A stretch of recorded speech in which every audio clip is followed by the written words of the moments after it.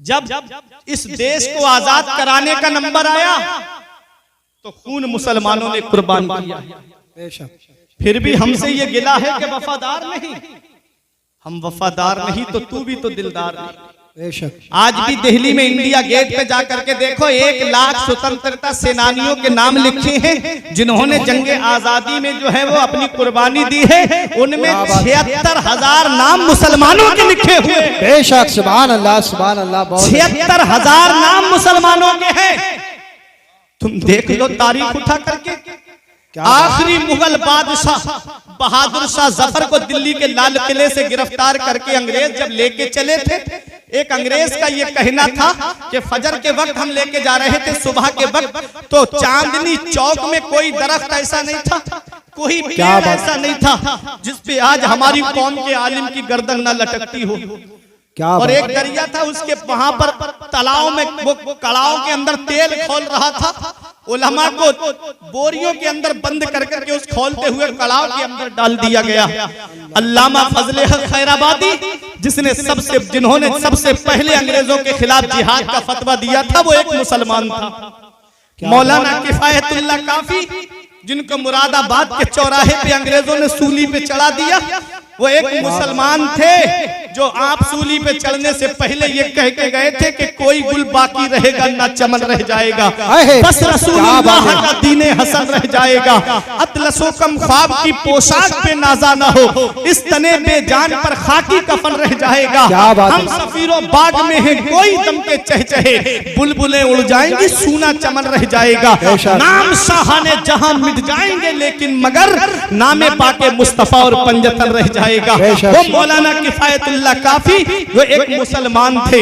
मौलाना फजले हक खैराबादी जब दिल्ली की जामा मस्जिद से आप खिताब करते थे तो गैर मुस्लिम कहते थे, इस मस्जिद के अंदर रोशनदान खोल दो ताकि हम उस मुजाहिद को देख ले जिसने हमारे मुल्क को आजाद करने की आवाज उठाई है। हम उस मुजाहिद को देख ले जिसने हमारे मुल्क की आजादी के लिए आवाज उठाई है। ऐ शाहबाद वालों, उनसे ये कह दो कि हम जैसे वफादार कम ही निकलेंगे, हम जैसे वफादार कम ही निकलेंगे। जमीन खोद के देखो तो हम ही निकलेंगे। क्या बात है, सुभान अल्लाह। जमीन खोद के देखो तो हम ही निकलेंगे।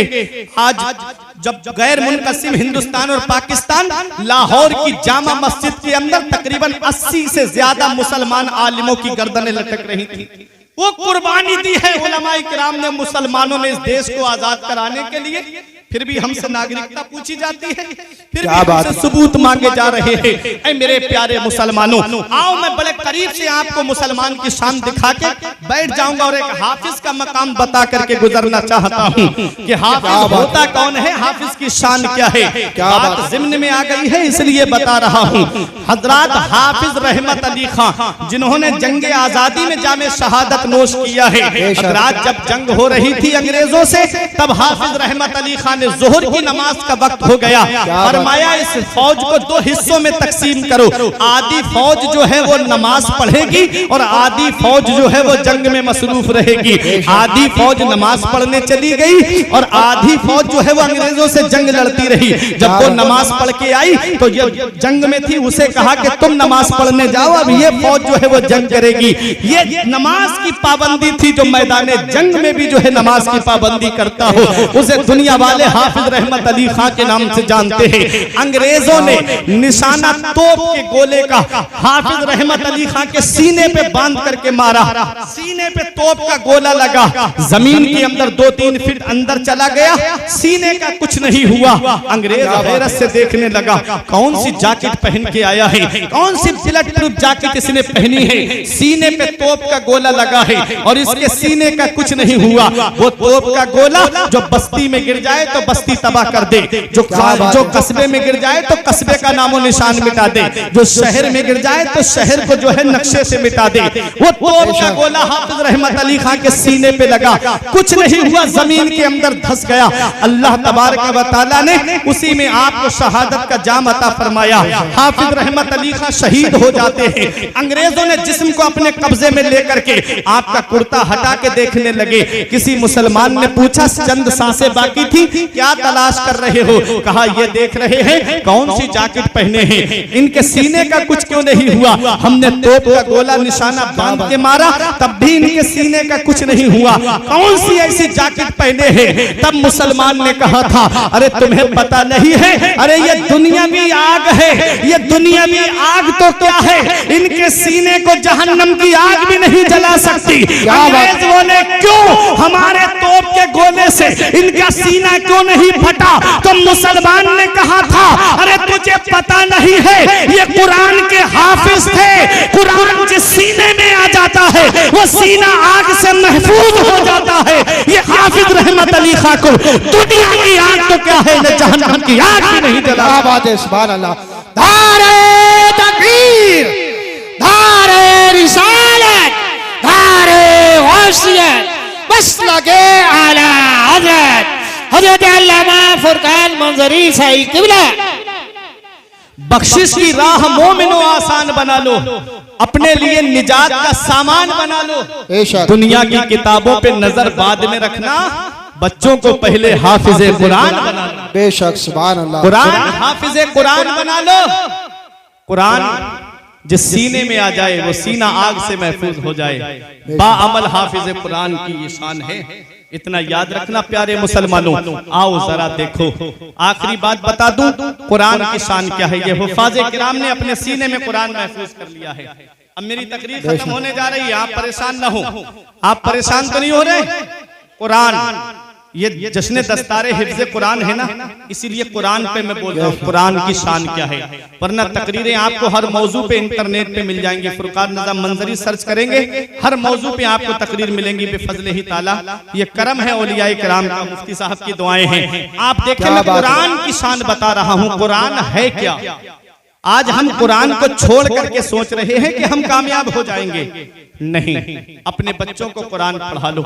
ए मेरे बुजुर्गों, इतना याद रखना, अपनी औलाद को ऐसी तालीम दे के जाना जहां औलाद के ऊपर माँ बाप के हक हैं, वहीं औलाद के भी हक माँ बाप के ऊपर हैं। मदीने वाले मुस्तफा ने फरमाया है अद्दिबू औलादकुम अला सलासे खिसाल, अपनी औलाद को 3 बातें सिखाओ। सबसे पहली बात हुब्बे नबीयकुम, अपने नबी की मोहब्बत औलाद के दिल में डाल दो, नबी का प्यार औलाद के दिल में डाल दो। नबी की मोहब्बत क्या फिल्में दिखाने से पैदा होगी? नबी की मोहब्बत क्या बच्चों को गाने सुनाने से पैदा होगी? नबी की मोहब्बत क्या उन्हें कार्टून दिखाने से पैदा होगी? नबी की मोहब्बत क्या उन्हें बचपन ही से गेम खेलने की आदत बनाने से पैदा होगी?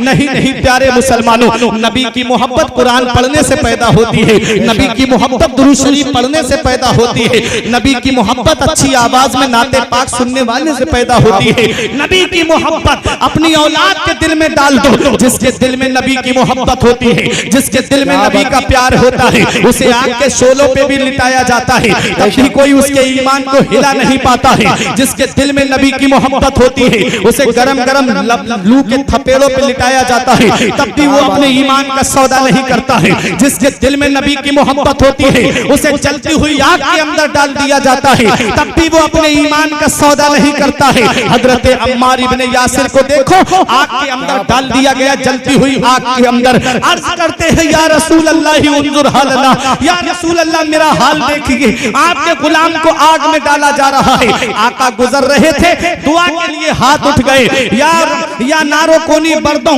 व सलामन अला अम्मार कमा कुंते अला इब्राहिम, ए आग अम्मार पे वैसी ही ठंडी और सलामती वाली बन जा जैसी हजरत इब्राहिम पे ठंडी और सलामती वाली हो गई थी। हजरत अम्मार इब्ने यासिर आग से बाहर निकल आए, तब काफिरों ने एक जुबान होके कहा था, ए अम्मार इब्ने यासिर बताओ, अगर तुम दौलत चाहते हो तो दौलत दे दे, अगर तुम पैसा चाहते हो तो पैसा दे दे, तुम किसी कबीले की खूबसूरत लड़की से निकाह करना चाहते हो तो हम तुम्हारा निकाह करा देंगे, अगर तुम सरदारी चाहते हो तो तुम्हें सरदारी दे देंगे।